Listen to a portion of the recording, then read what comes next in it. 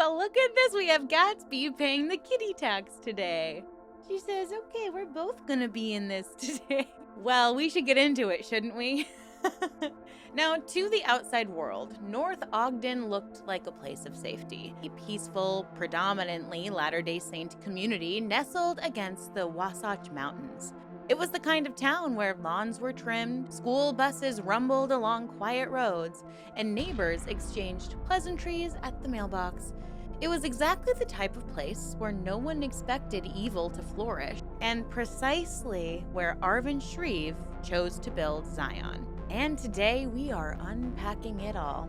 So sit back, relax, and stare at the kitty. It's time to let the fresh air in.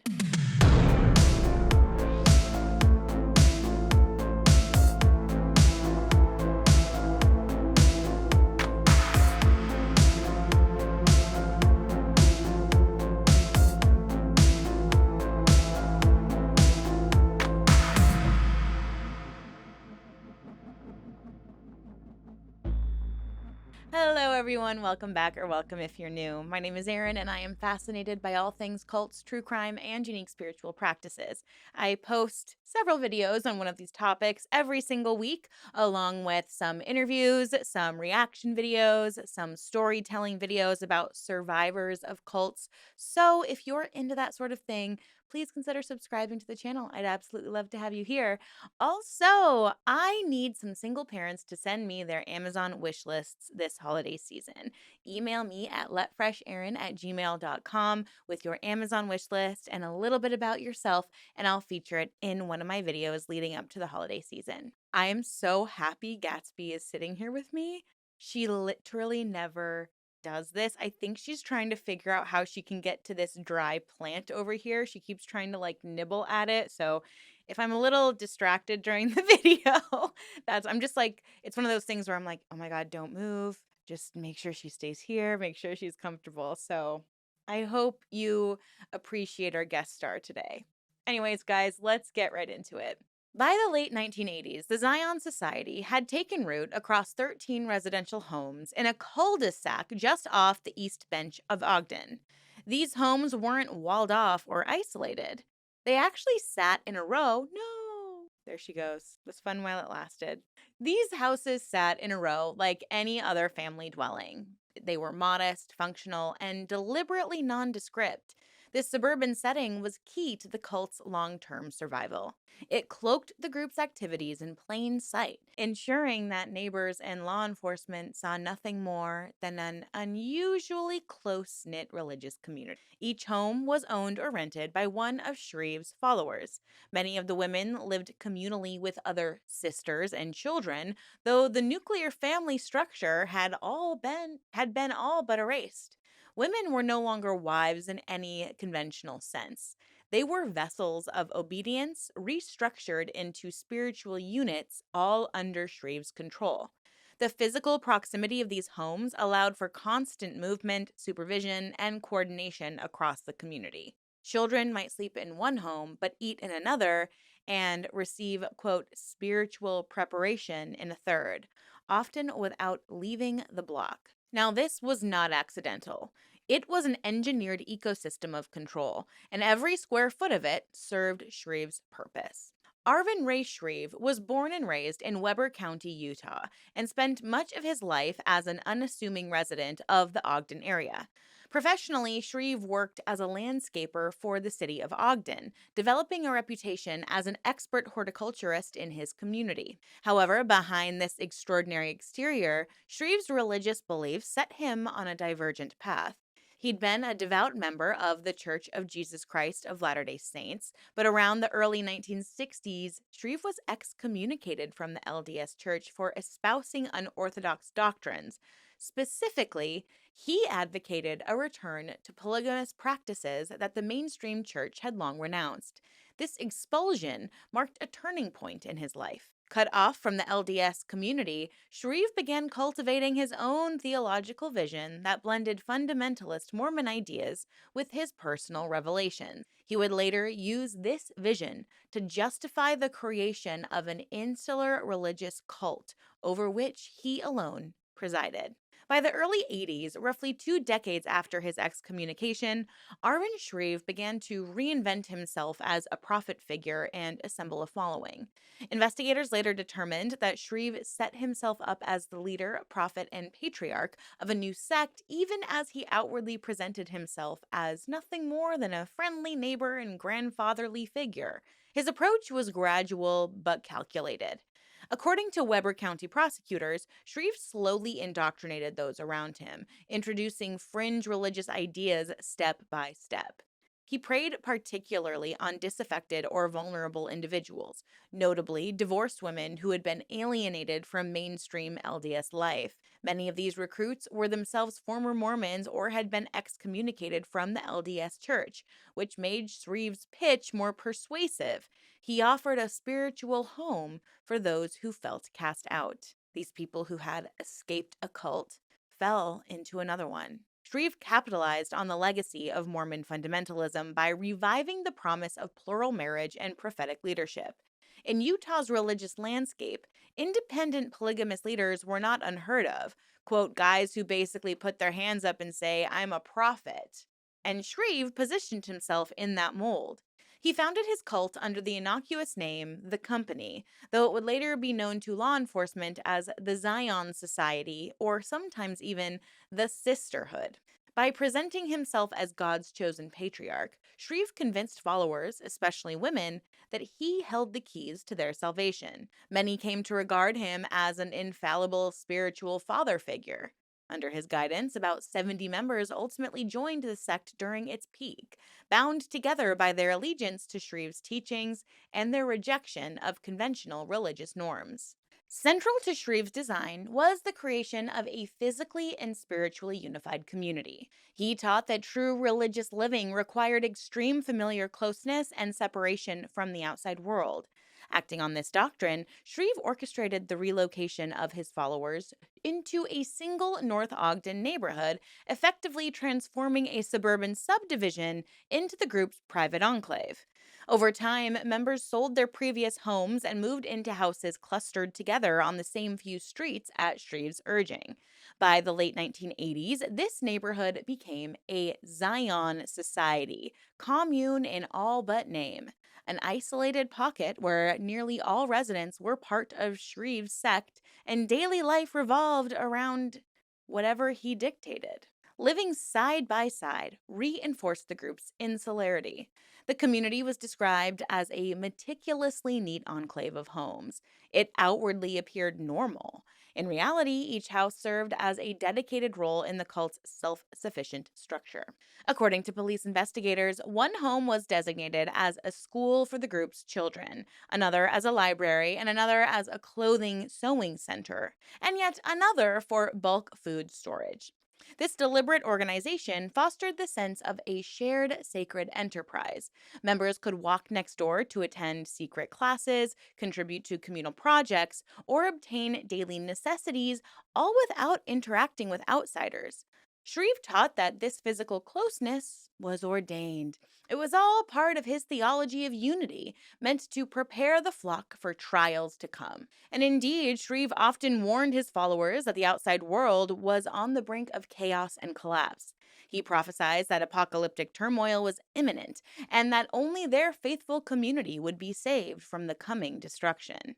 This doomsday claim, coupled with visible preparations like group stockpiled food, weapons, and even hidden rooms, including a bomb shelter on their properties, only further convinced members to remain obedient and bound tightly together. Now, this is where things get really disturbing and trigger warning. There's going to be some essay of both women and children. So, if this is something you can't really watch right now, completely understand. Because at the heart of Shreve's cult was a shocking theological doctrine that blended sexuality with spirituality. Shreve preached that sexual acts, even those considered taboo or illegal, were actually a pathway to divine enlightenment and communal purity. Investigators later described his teachings as a spirituality through sexuality doctrine, whereby carnal relations were recast as religious rites. Women in the Zion Society were instructed that engaging in same sex relations wasn't a sin, but rather a requirement to prove their spirituality and piety.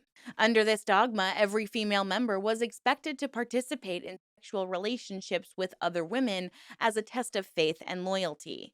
The idea was that by breaking conventional moral boundaries under Shreve's guidance, members demonstrated their total commitment to the group's higher law. To organize these practices and cement his control, Shreve divided the women and female children of the sect into units he called sister councils. Each sister council was essentially a polygamous family unit, though no legal marriages did occur. The structure mimicked polygamy in practice. A council consisted of one male patriarch and at least two or more females, often spanning a wide range of ages, from as young as 4 years old all the way up to elderly women. Shreve himself, as the supreme leader, maintained the largest of these groups. His personal sister council eventually included 28 women and girls who accepted him as their eternal male companion. It was essentially a harem under a religious pretext. And within each council, the sisters lived under strict oversight. In fact, the councils governed virtually every aspect of the women's lives, from daily diet and dress to finances and housing arrangements. This is all according to later testimony. All decisions ultimately flowed from Shreve's interpretation of God's will, with the sister council system functioning as a chain of command to enforce his rules at the most personal level. Shreve justified these arrangements by twisting scriptural notions of purity and obedience. He taught that by submitting entirely to their patriarch and to the prescribed rituals, the women and their children would secure a place in heaven. The sister councils were thus portrayed as sacred families, and Shreve, in his role as prophet and patriarch, claimed the divine responsibility to, quote, assure the woman a place in heaven as their eternal companion. Now, in truth, these doctrines served to satisfy Shreve's own deviant desires under a veil of religion. As one prosecutor later noted, Shreve used the pretext of religion to satisfy his own sexual perversion, eventually convincing his followers that even sexual contact with children was ordained and acceptable. Investigators would later discover that Shreve had formalized his abusive teachings into something he chillingly dubbed the 5 arts of stimulation, a set of sexual lessons that adult members were required to pass on to the children in the group. In practice, older girls were directed to tutor younger girls in how to sexually gratify adults, normalizing this as a religious training exercise.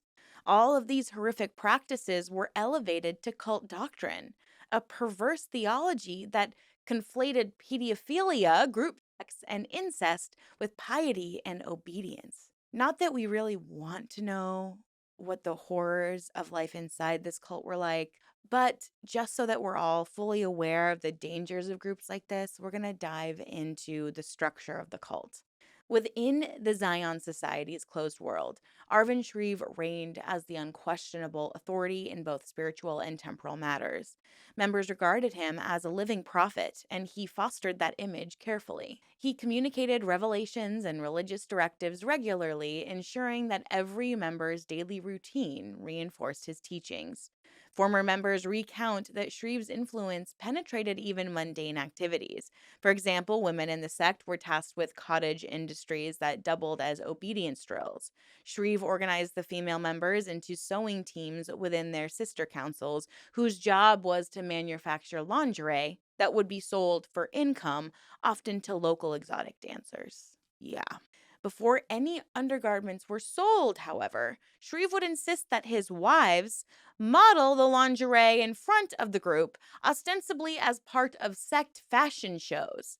He even hired professional strippers to come into the community and train the women in seductive presentation, further exerting his dominance over their sexuality. Through such means, Shreve turned day to day tasks like sewing, schooling the children, food preparations, all into extensions of his control. Nothing in the neighborhood occurred without his knowledge or approval. And critically, Shreve's control was maintained by a climate of fear, secrecy, and distorted faith. Children born or brought into the cult were taught from the outset that Shreve's word was absolute. According to survivor testimony, the young ones were warned that if they ever spoke of the sexual practices to outsiders, they would go straight to hell. This manipulation of religious fear ensured that even the victims of abuse felt complicit and remained silent. Shreve styled himself as the benevolent patriarch of a holy order, but in reality, he was abusing his flock. As investigators later bluntly concluded, he's a pedophile. He was having sex with the women and their children, all under the guise of prophetic authority. Over time, Shreve's lust for power and pleasure would only grow more extreme. The Weber County investigation would reveal that Shreve became compelled by sex more than religion, finding even his dozen of adult consorts insufficient and increasingly turning his attention to the community's children. He also directed adult female members to participate in the essay of minors, effectively erasing any moral boundaries within the group. By the end of the 1980s, Shreve had transformed the Zion Society into a fully authoritarian cult, with himself at the center as a prophet and sexual tyrant. Under his leadership, the neighborhood existed as an isolated theocracy ruled by one man's deviant interpretation of God's will. Within the Zion Society, obedience was not just a virtue, it was the highest law. Every choice, every movement, and every belief was to be aligned with the will of one man, Arvin Shrieve, whom his followers called Dad. For those under his spiritual thumb, daily life was structured not around individual agency, but around submission to what Shrieve presented as divine revelation. Shrieve drew heavily from the Old Testament, interpreting its themes of patriarchal authority, sacrifice, and covenant obedience through his own prophetic lens. He likened himself to figures such as Abraham and Moses, chosen men set apart to guide the righteous remnant through a fallen world. As early as the mid 1980s, he preached that the world outside their small community was steeped in wickedness, corrupt governments, false churches, and a society blinded by modern immorality. Only through absolute compliance with his instruction, he insisted, could members be spared from God's wrath and earn salvation. To the uninitiated, these beliefs might sound extreme, but inside the Zion Society, they were enforced with cultic precision. Obedience was demanded not just in spiritual matters, but in domestic life, speech, appearance, sexual conduct, and even thought. Every dimension of a member's identity was gradually co opted by the group's theological logic until personal will was indistinguishable from religious duty. Initially, Shreve's demands were presented as acts of spiritual refinement. Members were asked to give up their careers, sell their possessions, and move into the group's North Ogden enclave.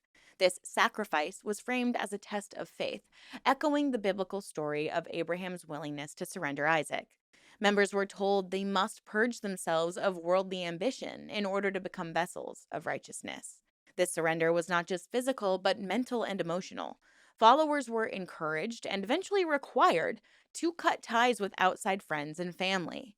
Mothers stopped working and devoted themselves full time to the home. Television, books, and outside media were strictly prohibited unless sanctioned by Shrieve. Even minor personal decisions, such as what to wear or how to discipline a child, were expected to be cleared with higher ranking members or with Shrieve himself.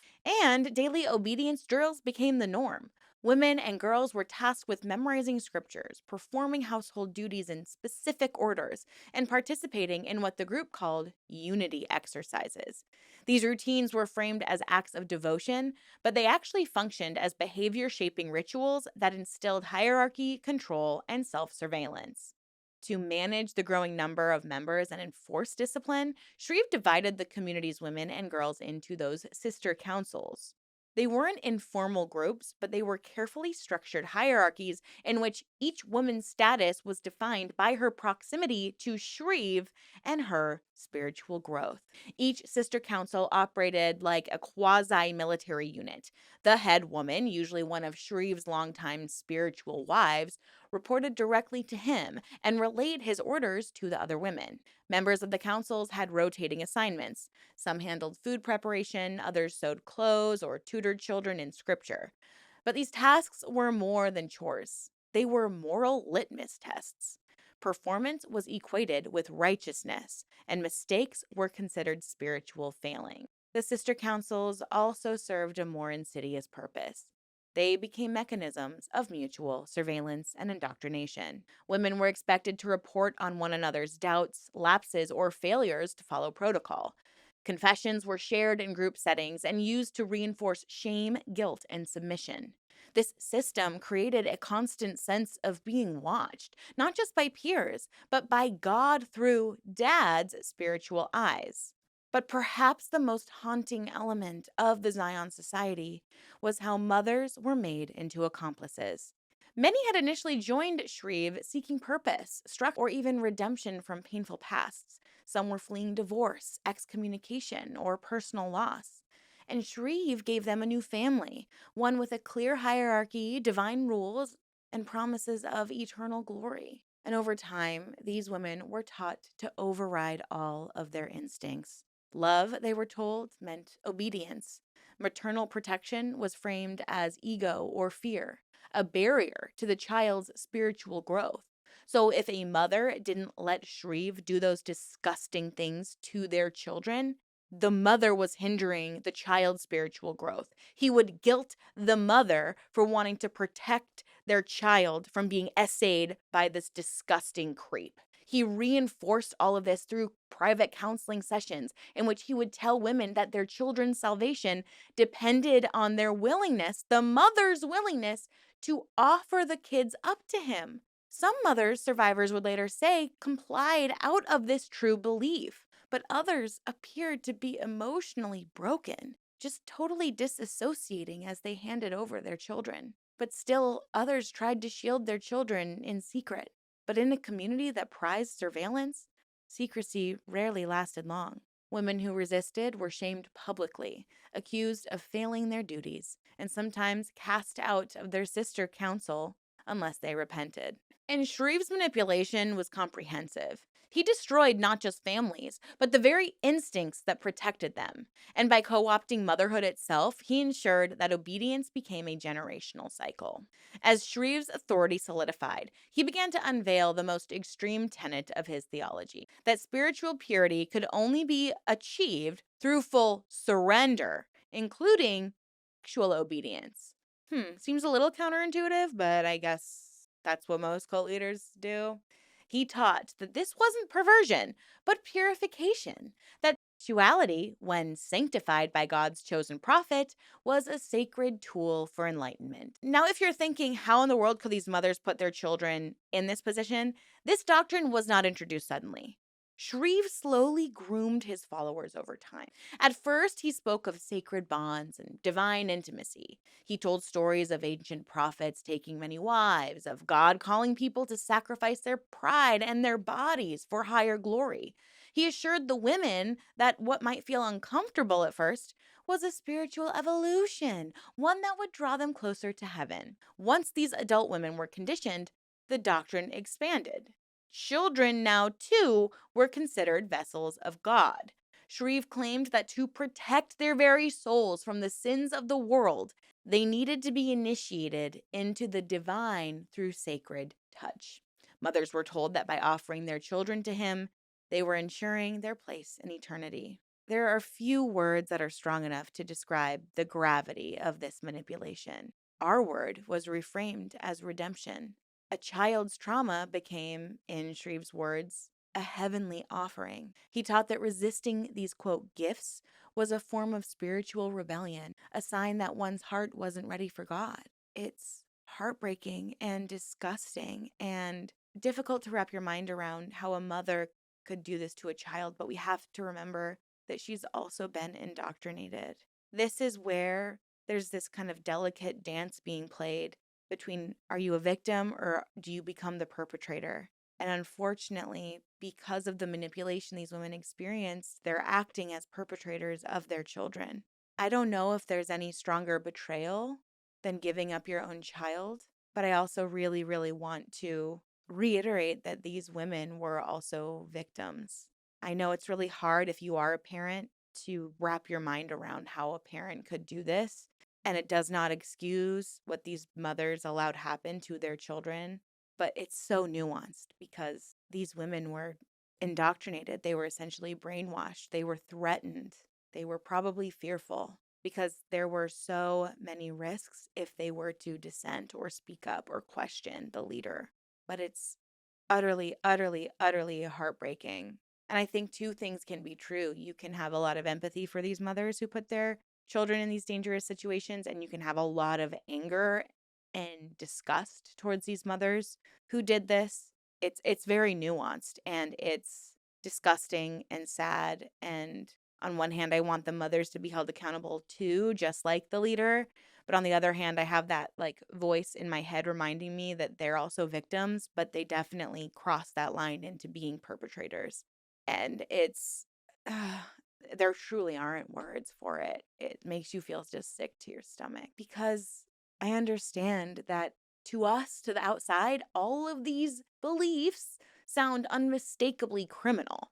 But inside the cults, they were hidden behind this language that had been engineered to obscure and spiritualize abuse.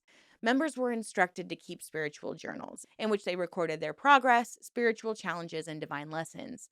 And luckily, these writings would become evidence of loyalty, but also tools of self gaslighting. A woman might write, "Today I gave myself fully to God's will and allowed my daughter to be blessed," without explicitly naming what had occurred.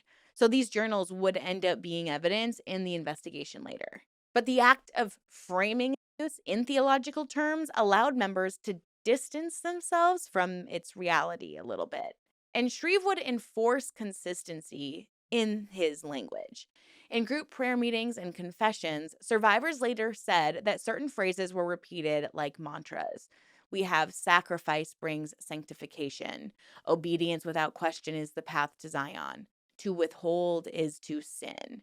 If you haven't read Cultish, it's all about the linguistics of cult language. It's by Amanda Montell. I have it literally on my bookcase here. It's a fantastic read. I highly, highly recommend you go find it. It's absolutely great. In Zion, even these horrific acts were discussed in soft tones and sacred euphemisms. The community would sing hymns and read scriptures before and after these rituals. The children would be bathed, anointed with oils, and dressed in white before being brought to special meetings. The presence of religious ceremony masked the violence and allowed members, especially mothers, to kind of compartmentalize what they witnessed or even participated in. Now, by the late 1980s, ritualized abuse had become part of the society's calendar. Preparations for spiritual instruction were woven into household routines. Children were told that they were chosen or ready or blessed in the days leading up to their first initiation. Girls as young as 4 were reportedly taken to a designated home, often one of several houses used for spiritual ceremonies, where Shreve would then prepare them. Survivors would later testify that these ceremonies involved scripture readings to open their spirit, baths and clothing changes meant to symbolize purity, and even hands-on instruction that escalated from touch to full-blown essay. And then they would experience these post-abuse reflections and reassurances that they were now closer to God.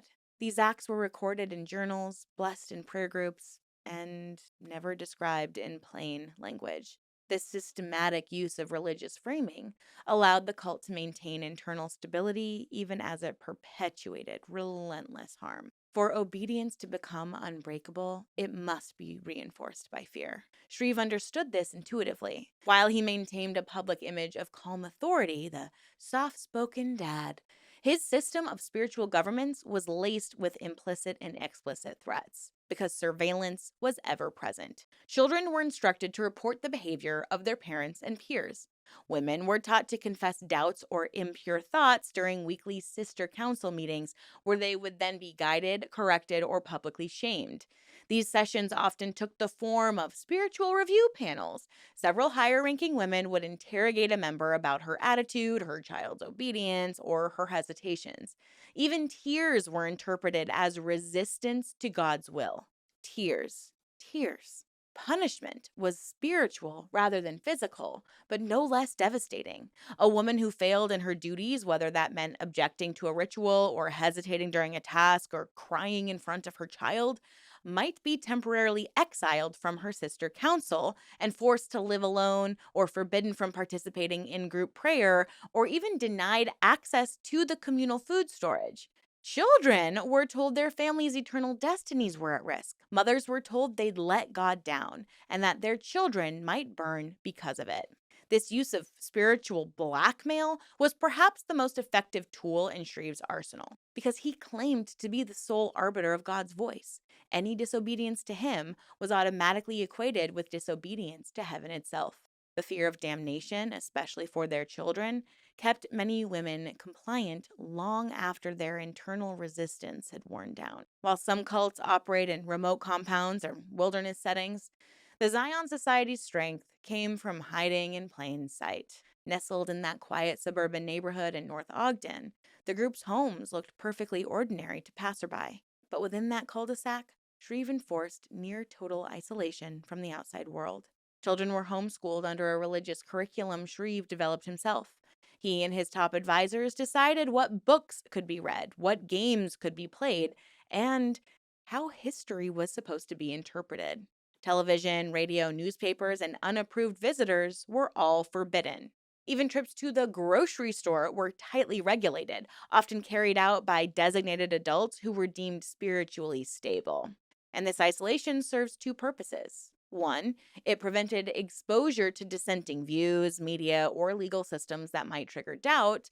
But two, it reinforced the myth that the outside world was dangerous, godless, and predatory, a place of chaos from which the Zion Society had been divinely spared. In a small town cul-de-sac. Okay. Members were warned that law enforcement could never understand their way of life and that outsiders would try to destroy Zion. These lies became self-fulfilling because by the time investigators began to close in on the group in the early 90s, many children had been taught to fear police officers as agents of Satan. So this cultivated fear ensured their silence. In interviews decades later, some survivors describe believing that they would die or go to hell if they told the truth. By combining theological absolutism with sexual ritual, surveillance, isolation, and fear, Arvin Shrieve created this closed-loop obedience system, one in which members no longer needed coercion from the outside. They policed themselves. They punished themselves. They whispered doctrine to themselves in the dark. Even when the abuse became unbearable, the logic of the system prevented escape. Survivors describe experiencing severe cognitive dissonance, a psychological defense mechanism that allowed them to hold two conflicting realities at once: the horror of what was happening and the certainty that it must be God's will. This internal split was not a failure of intelligence or morality. It was the result of sustained intentional conditioning. Shreve had stripped his followers of every stabilizing institution outside his control: the church, the family, the state, and even their own inner voice, and replaced them with himself. Obedience wasn't just expected, it was all that remained. One of the most haunting questions about the Zion Society is this: how did a community of more than 80 people, including over 20 children, go unnoticed for nearly a decade? The answer lies in the double shield of suburban appearances and religious deference. To casual observers, the Zion Society resembled a devout extended family. Neighbors saw women in long dresses walking in groups. They saw well-behaved children playing outside. The lawns were maintained. Trash bins were taken out. The group ran a small but efficient landscaping business, providing services across Ogden, an operation that offered income and kept members integrated into the local economy without needing any external employment. More importantly, Utah's deep-rooted respect for religious freedom, especially within the Latter-day Saints tradition, made outsiders hesitant to pry. Even when neighbors felt something was off, their unease was rarely acted on. One woman later recalled thinking the group was just really into polygamy, while another assumed it was a large family choosing to homeschool their kids for spiritual reasons. Multiple sources indicate that at least two reports were made to CPS during the late 80s, one from a concerned relative and another from a suspicious neighbor. But when caseworkers visited, they were met with calm, clean homes and children trained to speak reverently of their upbringing. Shreve had prepared for such encounters. The most vulnerable children were moved out of sight. Conversations were supervised, and the mothers, deeply indoctrinated, presented themselves as proud, faithful parents guarding their children from the world's evil. Without physical evidence or a willing witness, the investigations were quietly dropped. Now, the Ogden Police Department had no open case on the Zion Society until the very end. Officers occasionally saw group members in town, but had no probable cause to investigate. They had no surveillance, no tip offs that stuck, no legal reason to peer into a group that outwardly committed no crimes. But in reality, this was happening every single day in multiple homes, all under religious pretense, in rooms a few feet from where groceries were unpacked or prayers were held. Yet no warrant was issued, no raid was considered. To law enforcement, the Zion Society simply didn't exist as a threat. But in the summer of 1991, a fracture came, not from law enforcement, not from the media, but from within. Her name was never made public to protect her identity. She was one of the women in Shreve's inner circle, a longtime believer, a mother, and a trusted participant in the system of obedience that ruled the society. But something in her began to change. Whether it was the emotional collapse of her child, a growing horror at the rituals she'd once justified, or a flicker of doubt that refused to die, she finally decided to leave. But leaving wasn't simple. She had no bank account, no personal vehicle. Her community, her housing, her faith were all bound to Shreve. But she found a moment, and she fled the compound with her children and sought refuge with relatives in Salt Lake City. There, for the first time in years, she was safe, and for the first time, she spoke. And enter Detective Mike King. Now, he was a veteran of the Ogden Police Department with a reputation for persistence, emotional intelligence, and an unusual degree of patience. He wasn't known for busting down doors. He was known for listening. When the Salt Lake City Police Department received the woman's report, they reached out to King directly, both because the alleged crimes had occurred in Ogden and because of King's experience in handling complex, emotionally sensitive investigations.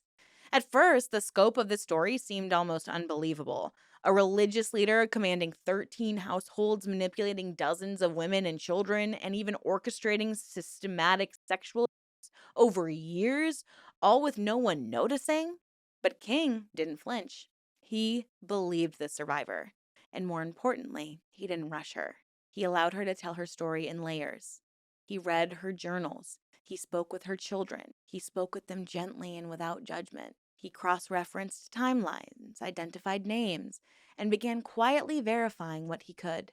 Every detail she gave, all the addresses, the rituals, the roles, all matched what investigators would find. Slowly, the image of the Zion Society's internal world came into view. King realized this wasn't just a case of one abusive man. This was a systematic theology of control reinforced through community structure, spiritual coercion, and intergenerational grooming. Taking it down would require more than a warrant. It would require strategy, care, and above all, silence. Over the following months, King and his small team operated in virtual secrecy. They couldn't afford any leaks.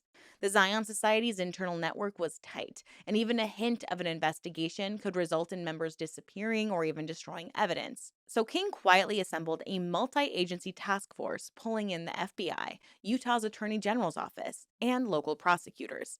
Together, they began documenting the group's structure, collecting names, building psychological profiles, and identifying the locations where abuse was most likely occurring. The woman who had escaped became the task force's anchor. She provided floor plans, schedules, journals, and names. Her testimony revealed ritual rooms, coded language, and the exact ways children were initiated. But King knew that just one witness wouldn't be enough. He needed more. So he waited. Eventually, a second woman fled the group, also with her children. Her testimony echoed the first woman in devastating detail. She described the same ceremonies, the same terminology, the same grooming. She too had kept the same journals.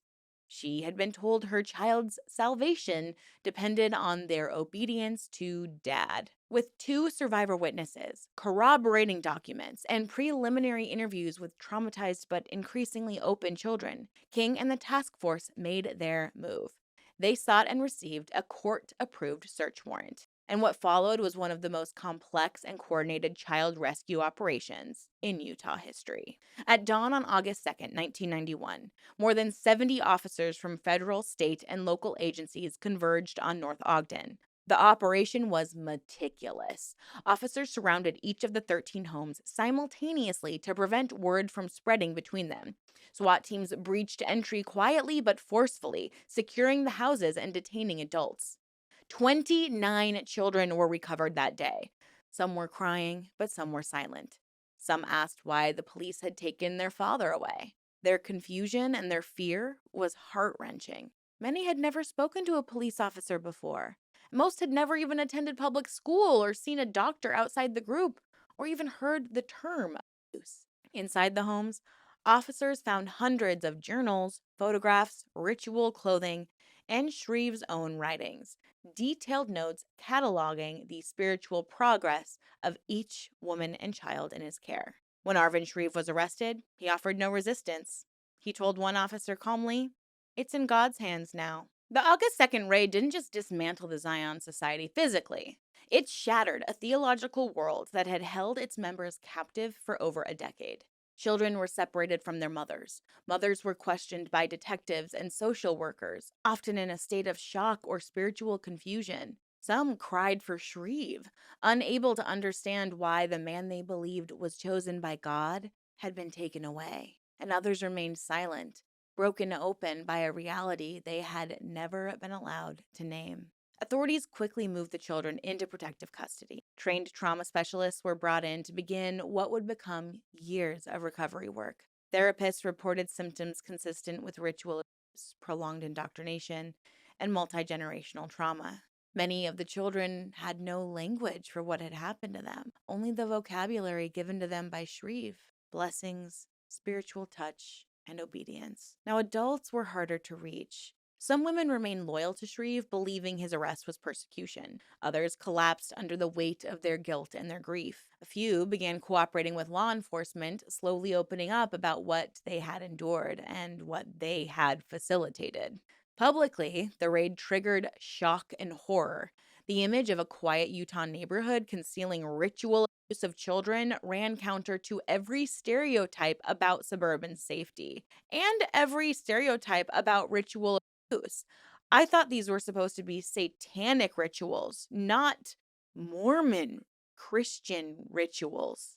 Media coverage exploded, drawing national headlines. Reporters descended on Ogden. Neighbors gave interviews in disbelief, and faith communities were rocked by the news that scripture had been twisted into justification for atrocities. For Detective Mike King, it was a moment of vindication, but not victory. The real work was just beginning. Bringing Arvin Ray Shrieve to justice posed a unique challenge. He had no prior criminal record, and much of the abuse was framed as religious ritual cloaked in doctrine and consent from followers. And many victims, especially children, were terrified to testify. But still, prosecutors built a formidable case. They charged Shreve with multiple counts of aggravated sexual abuse of a child, sodomy, and child R-word based on witness testimony, recovered journals, and physical evidence. Several of the women were also charged, not as masterminds, but as enablers and participants in the abuse. The courtroom became a battleground of two narratives.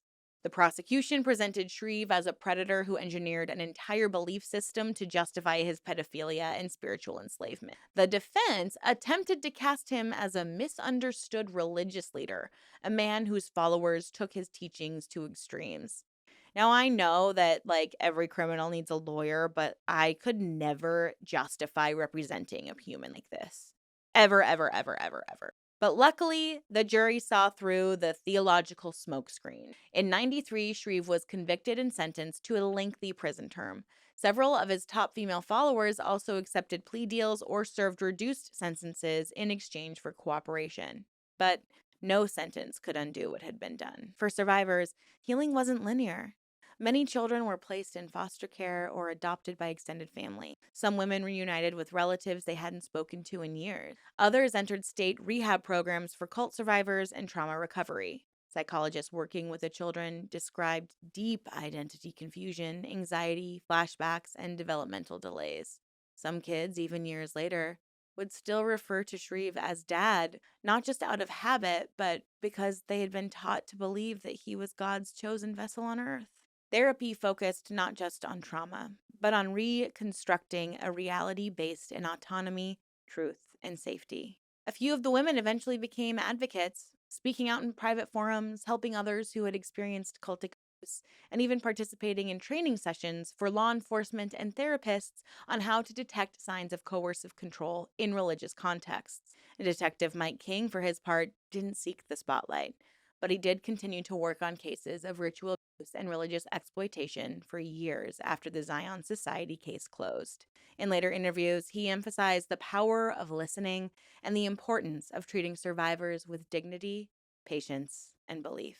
To even try to understand the Zion Society is to understand that it wasn't merely a case of one man's depravity.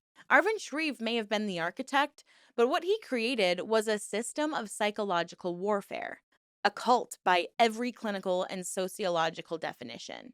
Like many authoritarian groups before it, the Zion Society relied not only on doctrine, but on deeply ingrained techniques of coercive persuasion, thought reform, and behavioral control.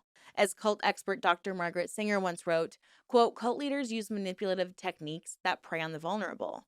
The real power is not charisma, it's control." What Shreve built wasn't new. It echoed the behavioral blueprints found in groups like the Branch Davidians, People's Temple, Heaven's Gate, etc. But what made the Zion Society uniquely horrifying was how seamlessly Shreve wrapped psychological manipulation in spiritual clothing, and how effectively he turned obedience into salvation and abuse into ritual. What made the Zion Society so effective was that it didn't feel like a cult to its members. It felt like family. Shreve didn't rant on podiums. He whispered scripture in prayer circles. He didn't recruit with threats. He invited with purpose. What finally broke the cycle wasn't force. It was doubt, love, and a woman's courage.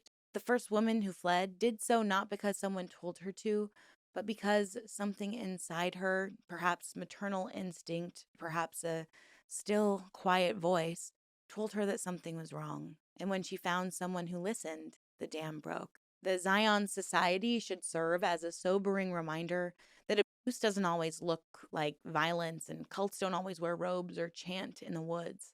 Sometimes they live next door. Sometimes they quote scripture. Sometimes they smile at you at the grocery store. But wherever control replaces conscience, wherever submission is spiritualized, wherever children are taught to equate pain with purity, we must learn to listen, not to the leader, but to the one who whispers, "Something's not right."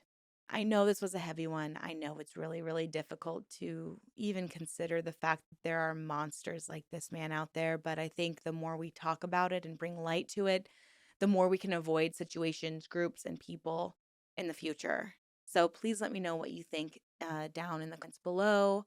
Thank you so much for giving me your time and your energy today. I really, really appreciate you.